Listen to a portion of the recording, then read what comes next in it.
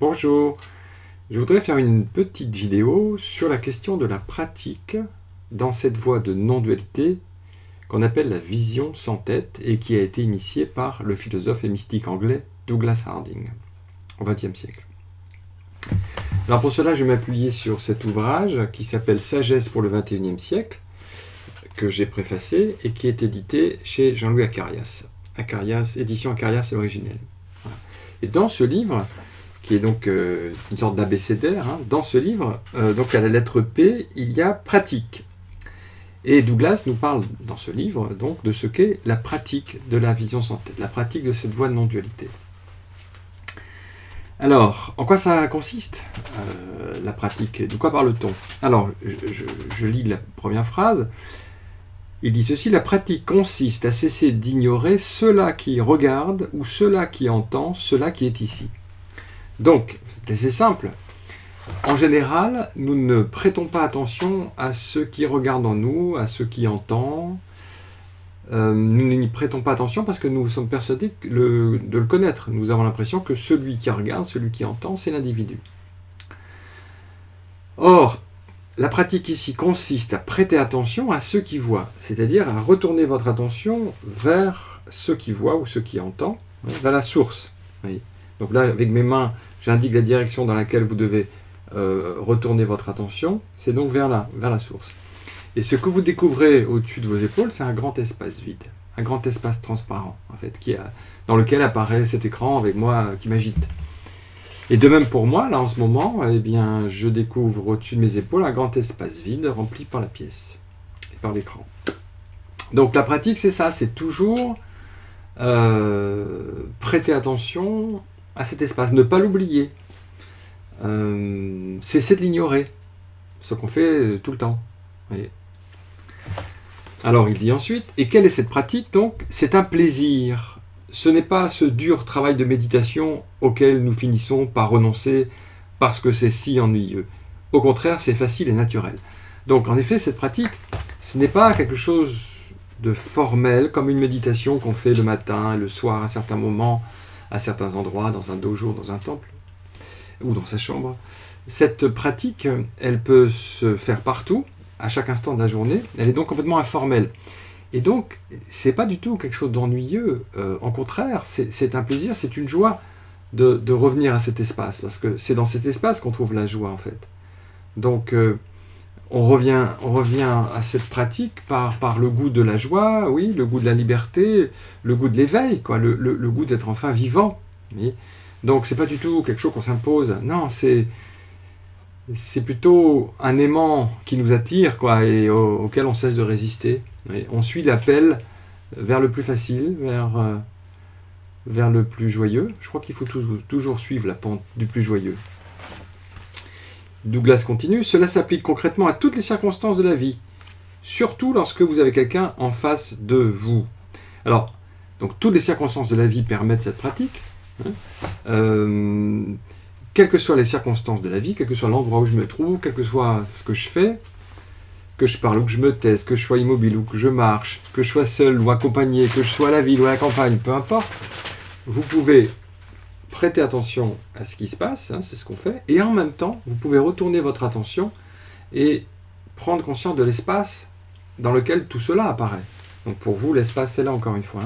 Donc là, vous pouvez tout à fait m'écouter, vous pouvez tout à fait me regarder, et en même temps, vous pouvez prendre conscience aussi de l'espace qui est là, pour vous. Et, donc, en ce sens-là, c'est très concret. Voilà, c'est extrêmement concret. Concret au sens où c'est physique. À rigueur, on pourrait me dire que c'est pas spirituel, c'est extrêmement physique. Oui. Je retourne mon attention de 180 degrés et je prends conscience de cet espace. Oui. Alors, il dit surtout quand on a quelqu'un en face de soi. Alors, parce qu'en fait, en effet, quand on a quelqu'un en face de soi, on voit un visage. Ben là, vous avez mon visage sur l'écran. Donc, vous voyez le visage de José sur l'écran. Cette petite bouille avec des cheveux blancs colorés. Bon. Mais de votre côté, là, vous ne voyez pas de tête. Donc, vous n'êtes pas face à face avec José. Vous êtes face là-bas sur l'écran, visage de José, et de votre côté, c'est espace.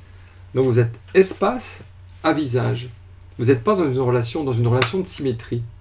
mais dans une relation de dissymétrie. Le visage de José apparaît en vous. Donc en effet, être avec quelqu'un, c'est un rappel aussi hein, de cette ouverture. Tellement simple, tellement simple. Et il continue, simplement, quelle que soit la situation, ne perdez jamais de vue qui vous êtes. Ne perdez jamais de vue qui vous êtes. Voilà. C'est-à-dire que c'est simple, comme Douglas le dit, c'est simple, mais en même temps, ça demande une consécration. Ça demande une pratique, en effet, pour que on ne soit plus distrait, qu'on ne soit plus emporté par les émotions, emporté par les situations, emporté par le stress, mais qu'on reste aussi conscient de cet espace ouvert là, qui est dans cette direction. Vous voyez ? Et il dit ensuite, quoi que vous perceviez là dehors, quoi que vous ayez à faire, ne perdez jamais de vue le lieu d'où vous venez, ici, au centre de vous-même. Donc le lieu d'où vous venez, le ici, pour vous, c'est dans cette direction. C'est là, c'est de cet ici que vous venez, c'est dans cet ici que vous vivez. Alors cet ici, quand on y revient, bien sûr, il explose hein, à l'infini. C'est un centre qui explose, boum. En fait, il n'y a plus d'ici, l'ici est partout. Mais comme on est identifié au personnage, on est là-bas, en fait, on est là-bas, dans le regard des autres, dans les photos, dans les miroirs. Donc, on indique pédagogiquement un ici. On revient ici. Mais ce ici, voilà, il n'est nulle part, en fait, il est partout. Donc la pratique, qui est simple, qui est tout à fait joyeuse, consiste à chaque instant à revenir à cet espace ouvert et à y vivre de manière naturelle. Alors ensuite, bon, il y a 2 pages, je ne vais pas tout commenter, mais où j'y reviendrai dans une autre vidéo. Mais ensuite, il fait remarquer que ce n'est pas une expérience mystique. Parce que souvent, quand on parle d'éveil à soi, d'éveil à sa vraie nature, peut-être qu'on attend une expérience mystique, on attend que voilà, qu'on ait une émotion très forte, une énergie béatifique, que les cloches du paradis se mettent à sonner, que les anges arrivent avec leurs trompettes. Bon, on a peut-être ces images-là. En fait, c'est simple et naturel. C'est naturel. Et il dit ceci, c'est parce qu'elle est le contraire même d'une expérience mystique qu'elle est parfaitement accessible quand vous en avez le plus besoin. Donc elle, c'est notre vraie nature. Donc notre vraie nature n'est pas une expérience mystique. À rigueur, c'est même pas une expérience du tout. C'est le fond, le socle, sur lequel apparaissent toutes les expériences. Et donc c'est accessible, c'est parfaitement accessible, parce qu'une expérience mystique, c'est pas accessible à volonté. C'est comme, bon, si elles arrivent, tant mieux, mais elles repartent. Je dis souvent, l'expérience mystique, c'est comme un feu d'artifice, ça n'éclaire pas et ça ne dure pas beaucoup. Enfin, ça éclaire un peu, mais ça ne dure pas longtemps. Alors que la vision de notre vraie nature, c'est la lumière. Donc il ne faut pas confondre la lumière et les feux d'artifice. Donc, il dit ensuite, donc ce n'est pas la fin, donc la vision de notre vraie nature, ce n'est pas la fin, mais le commencement de la vie spirituelle. Alors ça, c'est très important, parce que dans beaucoup de voies spirituelles, l'éveil à sa vraie nature, la vision de sa vraie nature est au bout du chemin. Et donc on arrive à ce bout du chemin, peu à peu, de manière progressive. Peut-être ça va durer une vie, peut-être 2 vies, peut-être plusieurs vies. Donc, oui, l'éveil est au bout du chemin. Dans les voies directes, comme la voie de Douglas Harding, la vision sans tête, comme d'autres voies directes, le Dzogchen tibétain, d'une certaine façon le shivaïsme du Cachemire aussi, l'Advaita Vedanta en un sens aussi, certains enseignants du Zen également. Donc dans les voies directes, on commence par l'éveil. On retourne son attention, 280 degrés, et paf, on prend conscience de cette vraie nature. Paf. Donc c'est le début en fait, c'est le début. Mais il ne suffit pas d'avoir vu une fois pour y demeurer tout le temps, ce serait faux de le dire. Et ensuite, la pratique, puisqu'il s'agit de pratique, va consister à y revenir encore, jusqu'à ce que ce soit stabilisé, jusqu'à ce que ce soit naturel. Vous voyez ? Donc il y a une dimension instantanée, on pourrait dire une dimension verticale, avec cet éveil on sort du temps, et cette vision s'améliore jamais, elle est parfaite dès le départ, dès le premier moment en fait. Et en même temps, donc ça c'est l'envol vertical, et en même temps, il peut dire qu'il y a une sorte de chemin horizontal, temporel, où on va intégrer cette vision de notre vraie nature dans le quotidien. Et c'est toujours accessible en fait, toujours accessible, c'est toujours ouvert au-dessus de nos épaules en fait. Donc la vision, dit-il, la vision doit être pratiquée sans cesse, pratiquée encore. Vous voyez, donc il insiste sur la pratique. Et en quoi consiste cette pratique ? Ne jamais perdre de vue l'espace au-dessus de vos épaules. Et vivre à partir de cette ouverture dans le quotidien. intégrer le quotidien dans cet espace, dans cette ouverture, dans cette présence, si vous voulez. Et grâce aux outils extraordinaires de Douglas Harding, aux outils géniaux, hein, j'utilise le mot géniaux, génie au sens propre, au sens premier, c'est vraiment un génie. Donc grâce aux exercices géniaux de Douglas Harding, on peut revenir à cet espace, à cette ouverture, à volonté en fait. Il y a plein d'exercices, hein, le doigt qui pointe, revêtir l'espace. Bon, en tout cas, il s'agit toujours de retourner son attention vers le lieu où vous êtes, vers ce lieu sans lieu, vers cet espace sans espace, vers ce temps vers ce non-temps en fait. Vous voyez. Donc oui, c'est une pratique, Douglas a raison de le mentionner, mais ce n'est pas une pratique comme les autres, ce n'est pas n'importe quelle pratique. C'est très différent, par exemple, de la pratique du piano. Pour deux raisons. Quelqu'un qui va faire du piano, c'est quelqu'un, un individu qui va pratiquer le piano. Et deuxièmement, en pratiquant le piano, il va s'améliorer dans le temps. Hein. Au début, il joue mal, après il jouera bien dans quelques années. Avec la pratique de l'éveil, la pratique de la non-dualité, la pratique de la vision sans tête, ça n'a rien à voir avec ça, parce que pratiquer, si vous voulez, la vision sans tête, c'est retourner son attention vers le centre, et là, on voit qu'il n'y a pas d'individu, en fait. Donc, cet axe vertical nous sort de la croyance de n'être qu'un individu. Donc, ce n'est plus quelqu'un qui pratique, en réalité. Et puis, deuxièmement aussi, en fait, il n'y a pas d'amélioration dans la vision, comme l'a dit Douglas. Quand on voit cette vraie vision, quand on voit la vision de sa vraie nature, on la voit parfaitement.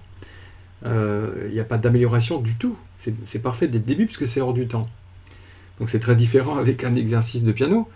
Et puis, enfin, je dirais aussi qu'il faut rajouter à cette idée de pratique qu'en fait, c'est du non-effort, en réalité. Il faut rajouter ça à ce point. Hein. Douglas le dit d'ailleurs, cela ne demande pas du tout d'effort, n'est-ce pas, dit-il. Cela demande plutôt de se détendre dans ce qui est établi à jamais. Comment pouvons-nous faire des efforts pour quelque chose qui se porte déjà très bien? Merci beaucoup. Vous voyez, donc, pas d'effort à faire dans cette pratique, entre guillemets, plutôt de se détendre dans ce qui est déjà là. Parce que cet espace, on ne va pas le créer, hein, il est déjà là, c'est déjà grand ouvert. C'est simplement que notre attention est un peu dispersée, donc on ramène l'attention ici, on se détend dans cet espace ouvert. En fait, on est déjà cela. Donc, on peut aussi bien parler de non-pratique que de pratique. La pratique, c'est une non-pratique. La pratique, c'est une absence d'effort. La pratique, c'est se détendre dans ce grand espace ouvert qui est là. Vous voyez? Donc, les deux sont vrais, si vous voulez. Oui, il y a cette pratique où, en effet, voilà, on revient ici par ces gestes pour reprendre conscience de cette ouverture. Puis, au bout d'un moment, on s'aperçoit que c'est pas une pratique. En fait, c'est juste constater ce qui est déjà là. C'est juste habiter naturellement cette présence ouverte, en fait, cet être. Il n'y a pas d'effort pour être ce qu'on est déjà, n'est-ce pas?